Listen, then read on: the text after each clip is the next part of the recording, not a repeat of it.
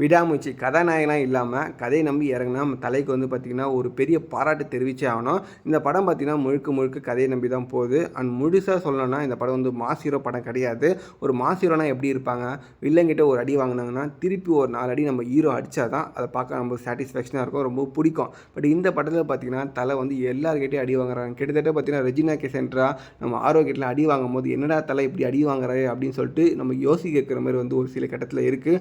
கிட்டத்தட்ட 2.5 மணி நேரம் படத்தில் 2 மணி நேரம் பார்த்திங்கன்னா எல்லாக்கிட்டையும் அடி வாங்கிட்டு இருப்பார் நம்ம தலை. இதெல்லாம் பார்க்கும்போது தான் வந்து லைட்டாக வந்து அங்கங்கே ஃபீல் கொடுக்குது. தலை வந்து திருப்பி ஒரு மாஸ் ஆக்ஷன் கொடுத்தாருன்னா அதை பார்க்க நமக்கு ரொம்ப பிடிக்கும். அதுக்காக தான் படம் பார்க்கவே வரும். பட் ஆனால் டேரக்டர் மகுதிரன் என்ன சொல்லுவார் இந்த இடத்துல, இந்த படத்தோட கதை இப்படி தான்ப்பா, இந்த மாதிரி தான் இருக்கும் அப்படின்னு சொல்லுவார். அதெல்லாம் எங்களுக்கே புரியுது. பட் எங்களுக்காக கொஞ்சம் வந்து அங்கங்கே மாற்றிருக்கலாமா அப்படின்னு சொல்ல வைக்குது. ஆனால் இன்னொரு முக்கியமான விஷயம், ரொம்ப ஸ்லோவாக போன மாதிரி இருந்தது செகண்ட் ஹாஃப் எனக்கு தெரிஞ்சுது.